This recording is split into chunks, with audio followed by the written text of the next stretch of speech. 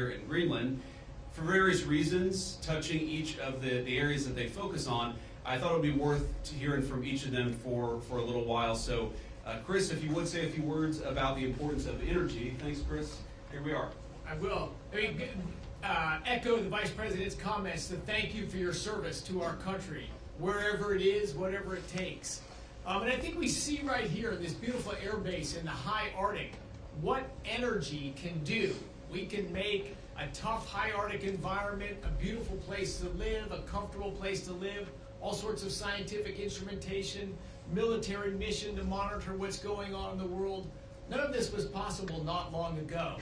President Trump was elected to re-energize America, to take the beauty that you've seen up here and make that a thing of pride and ambition again. Not shaming of energy, not trying to stop its growth and its prosperity, but to re-energize it. So energy makes the world a beautiful place to live. It makes us comfortable and have long, opportunity-rich lives. I'm thrilled and proud to be part of this administration with President Trump and Vice President Vance. Thank you all for your service. I'm honored to be here. Thank you, Chris.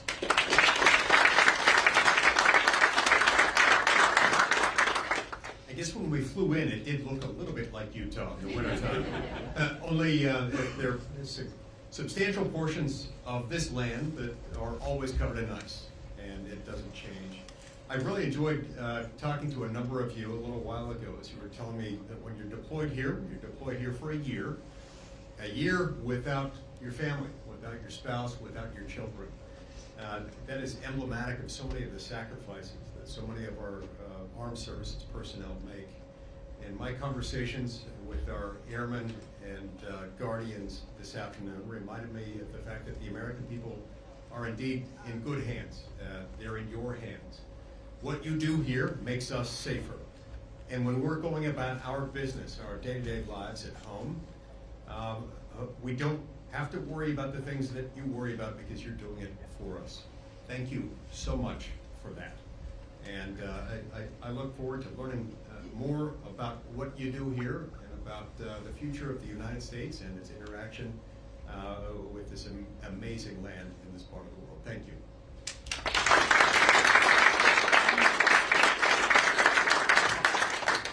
Thank you, Mr. Vice President, and I just wanted to take a minute and thank you all to the airmen and women, to the guardians who are keeping us safe day in and day out. You are continuing a tradition of the U.S. military's presence in Greenland since World War II, a 1951 defense treaty, and President Trump is absolutely serious with the Vice President and with his team about the Arctic and the security that the Arctic brings and that you bring to the Western Hemisphere. This is about shipping lanes, this is about energy, this is about fisheries, and of course it's about your mission, which is keeping us safe and monitoring space, monitoring our adversaries, and making sure the American people can sleep safely in their homes day in and day out. So thank you for roughing it.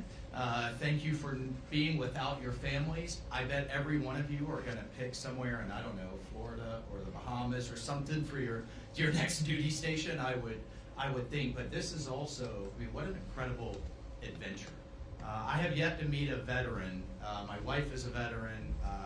I am as well. And of course, the Vice President. I have yet to meet a veteran that says, wow, I regret my time in service. Instead, they cherish it the rest of their lives. So, appreciate this moment and this adventure that it is, and the American people thank you.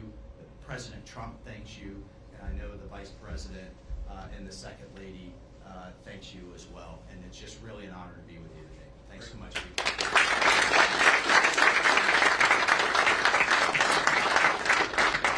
So thank you, Mike. And let me say just a couple of other things, and then we'll take some questions from the reporters. So, number one, I think a lot of Americans wonder, why does Greenland matter so much? Why does the mission of this base matter so much to the American people? And I learned a lot about that today myself. Of course, you can read about it in a book, but I saw it up close and personal. And if, God forbid, to my fellow Americans, if a missile was fired from an enemy country or an enemy submarine into the United States, It is the people here before us who would give notice to our brave men and women further south in the United States to let people know what was coming, and God willing to try to shoot it down and prepare for it. That's one of the things that we do at installations like this. We know that Russia and China and other nations are taking an extraordinary interest in Arctic passageways and Arctic naval routes, and indeed in the minerals of the Arctic territories. We need to ensure that America is leading in the Arctic, because we know that if America doesn't, other nations will fill the gap where we fall behind. So what you guys do is so critically important. I think a lot of Americans, certainly I, didn't realize it fully until President Trump started talking about the importance of our Arctic mission, about building upon it, and ensuring that America can lead in the Arctic for the next generation.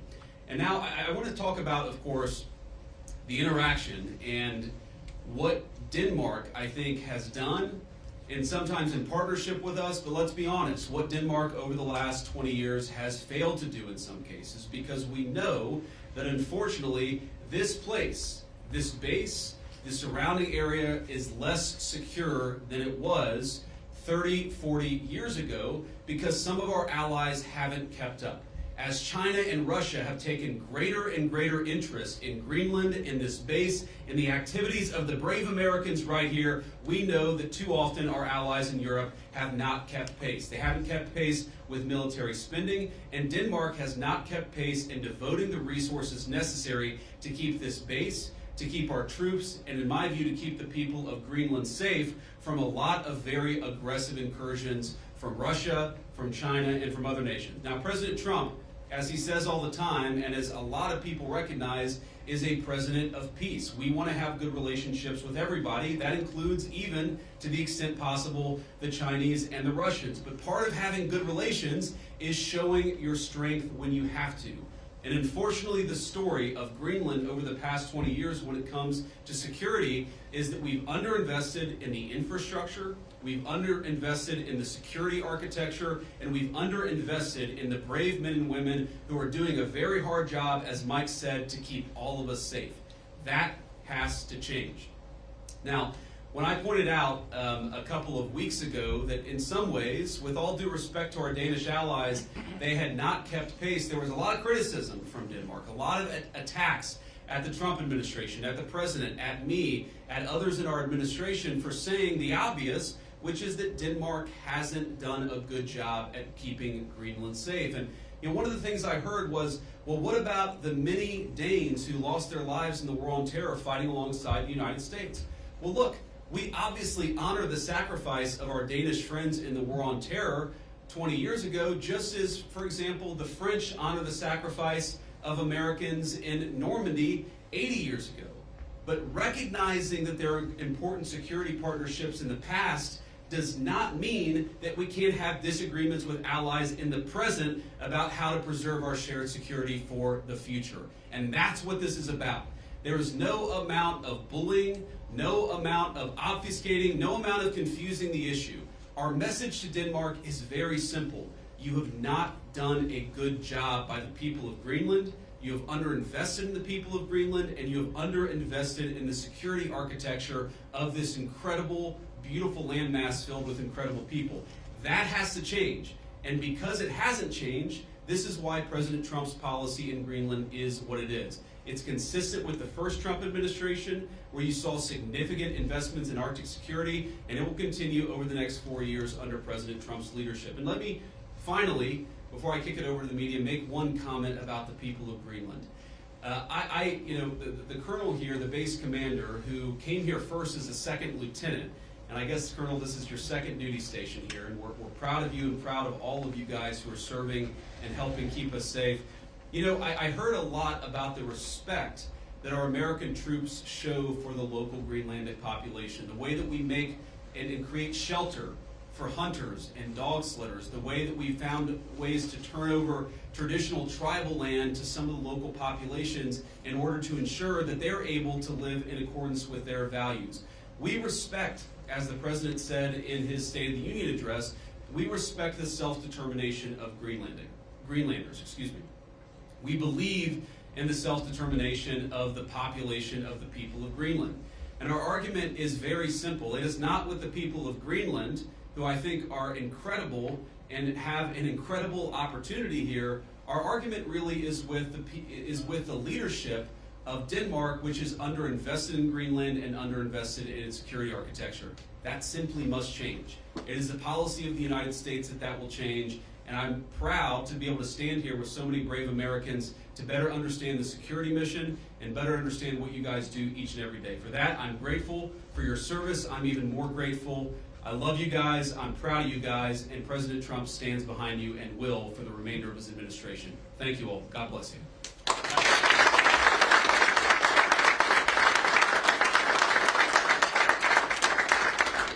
All right, now we'll take a few questions. Both of you guys have your hands up. Whoever can go first. Red scarf, go first. Okay, sure. Thank you, Mr. Vice President. Do you have any plans, are there plans to expand the U.S.'s military presence in Greenland beyond this base? Well, are there immediate plans to expand our military presence? No, but are there general objectives that we want to accomplish that will certainly require us investing more resources, investing in additional military icebreakers, investing in additional naval ships that will have a greater presence in Greenland? Absolutely. And we know that's necessary because we know, as Mike talked about and certainly I talked about, there has been an expansion of the security footprint and the security interest of Russia and China. They're doing what they believe is in their interest. The United States must do what I know is in our interest, which is to make sure that Greenland is safe. If Greenland doesn't have self-determination, if the people of Greenland have their future controlled by the Chinese Communist Party, it's not going to make their lives better off, and most importantly, it's going to make American and world national security, world security, much, much weaker. We in some ways need to wake up. We need to wake up from a failed 40-year consensus that said that we could ignore the encroachment of powerful countries as they expand their ambitions. We can't just bury our head in the sand, or in Greenland, bury our head in the snow and pretend that the Chinese are not interested in this very large landmass. We know that they are. They've taken steps to put Greenland in ridiculous debt traps to invest and exploit the resources here. And we know that they're sending a lot of military resources here. Yes, over the medium term, the United States will meet that challenge. We will put our own resources here. We already have a lot of great resources here, but we know we're going to have to do more to counter some of the nations that we know that we're competitive with. Sure. Thank you so much, Mr. Vice President. And the President said today that we have to have Greenland. By being here today, are you also conveying that message that the U.S. is very serious in its desire to acquire Greenland? Well, the President said we have to have Greenland, and I think that we do have to be more serious about the security of Greenland. We can't just ignore this place. We can't just ignore the President's desires, but most importantly, we can't ignore what I said earlier, which is the Russian and Chinese encroachment in Greenland. We have to do more. And what the President said in his State of the Union address, and he was very clear about this, is we respect the self-determination of the people of Greenland, but my argument again to them is I think that you'd be a lot better coming under the United States security umbrella than you have been under Denmark's security umbrella. Because what Denmark's security umbrella has meant is effectively they've passed it all off to brave Americans and hoped that we would pick up the tab. We're simply saying to the people of Greenland, when the President says we've got to have Greenland, he's saying this island is not safe. A lot of people are interested in it. A lot of people are making a play. We know that America cares about the security of this island for the sake of the people of Greenland, but also for the sake of the national security interests of the United States of America. So our message is very simple. Yes, the people of Greenland are going to have self-determination. We hope that they choose to partner with the United States because we're the only nation on earth that will respect their sovereignty and respect their security, because their security is very much our security, as these brave Americans show. John Parkinson with ABC News. Thanks for bringing us along on this historic trip. I wanted to ask you about last week's news with the Atlantic. We've had a couple questions on Greenland. I feel like you've answered that. But I did want to ask, did you express your concerns to the President that you were opposed to the Houthi strike? And also, what did you mean when you asked, or when you said in that thread that the president wasn't aware that his directions for Yemen were inconsistent with his message on Europe? Well, I didn't quite say that. I think that's a slight bit misunderstanding of what I said, but we've talked, of course, in the American media about Signalgate, as I called it, for the past week. And here's what I told the president and the entire national security team, is that yes, it is in the interest of the United States of America to preserve navigation. Yes, it is in the interest of the United States to kill terrorists who are preventing navigation in the Red Sea, but we got to make sure that we do it right. We have to be careful. We have to make sure the timing is right. And of course, what that leak revealed, I think, is a private communication between the president's senior advisors about how best to prepare the American people for what we all thought we had to do, about the right timing of when we should do something, and of course, surfacing the strategic questions that we needed to decide and brief the president on so that he could ultimately make the decision about what we would do. What I saw in that signal chat, and of course what I've seen in the president's senior national security team, is that sometimes we all agree and sometimes we all disagree, but it's important that we all have an honest conversation amongst ourselves and with the President of the United States about what we think is the best interest of the national security of the United States of America. I support the President's decision to strike the Houthis. I always supported the President's decision to strike the Houthis, and I support the national security team having the argument about how best to serve the American people. Go ahead. In your security briefing today, did you see specific threats coming from China and Russia, things that you did not know about before? Are we talking battleships, icebreakers, any type of military equipment, or is it economic? Well, I don't want to get too specific, but yes, we know that the Chinese are very, very interested in this island. We've seen some of the economic pressures that they've tried to place on Greenland. We know that they're increasingly engaging in military training and military interest. Certainly, they've started to describe themselves as a near-Arctic power. And I think part of that is justifying taking a further interest in Greenland and some of the surrounding territories. So we've seen very strong evidence that both the Chinese and the Russians are interested in Greenland. And why wouldn't they be interested in Greenland? It's a beautiful place. It has incredible people. It has its geographic placement makes it very important for the national security of the United States, but for world security. What we have to recognize is that if the Chinese and the Russians are going to pursue their national interest, we need a president who's going to pursue the American national interest, and that means ensuring that Greenland is safe. When can we expect an update on the internal investigation into that signal chat leak? Has that investigation concluded, and what are the findings? I think we'll get an update soon. Look, we take it very seriously. We all accept that a journalist should not have been invited into the chat, and members of the administration, including my dear friend Mike, have taken responsibility for it.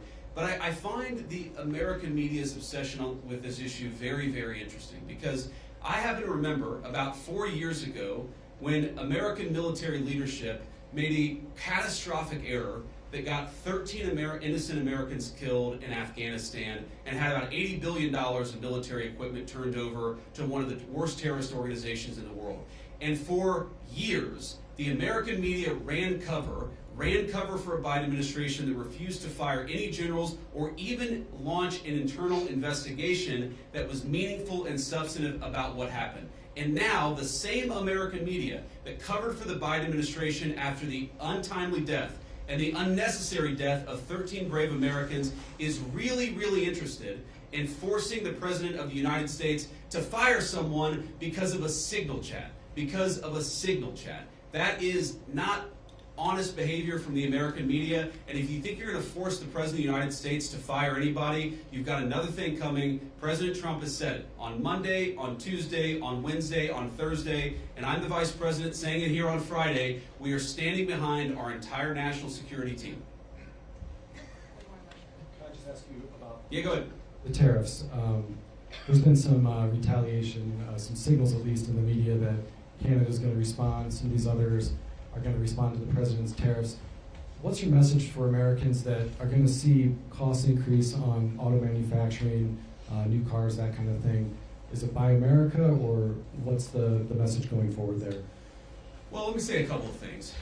First of all, for the Canadians, and we have many dear friends in Canada, and of course we love the Canadian people, But the Canadian leadership threatening retaliatory tariffs against the United States, as President Trump often says, they just don't have the cards. There is no way that Canada can win a trade war with the United States. What President Trump has said is that he wants to level the playing field. For decades, Canadian leadership has forced American farmers and American manufacturers to play by an unfair set of rules. All President Trump has said is that we're done playing by an unfair set of rules. If you're going to do something to our industries, then we're going to do something back to your industries. That's how you protect American manufacturing, and that's how you protect American jobs. Now, what I'd say to the American people is look, the president ran on this, and he said very clearly that we're done being the piggy bank of the entire world. For 40 years, in the same way that our European friends, I think, have neglected international security, for 40 years, a lot of our friends all over the world have used America as a piggy bank. They have used us to absorb all of their excess economic production. What does that mean for Americans? For Americans, that's meant manufacturing jobs declining, that's meant middle-class wages going down, that's meant whole towns that have been hollowed out by empty factories, and that means an America that is less safe because our manufacturing isn't as powerful now as it was 30 years ago. I've got all these brave Americans in front of me and a few behind me too.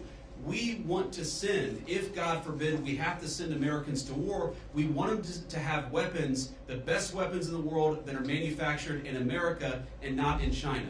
The way you do that is to rebuild the American manufacturing sector. The days of America being the piggy bank of the world, the days of closed factories, the days of people not being able to get a middle-class job in this country, they're over. And yes, that means we're going to have to fight back even against some of our friends and their unfair economic practices, but the long-term consequence of this is going to be higher wages, more manufacturing, and more economic security for the American people. We'll take a couple more questions. On Russia, has the U.S. agreed to those conditions that the Kremlin said were needed for that truce in the Black Sea? It included lifting sanctions imposed on Russian banks. Trump said this week that you were still looking at it. Well, there are a couple of different statements that are floating around out there, and some of them I think are mistranslations, and some of them are not totally clear what is even being asked for. But the president has said, and he's right, that I think we feel very good about where things are. We trust but verify. We make sure that what we're seeing from one party is met by the other party and vice versa.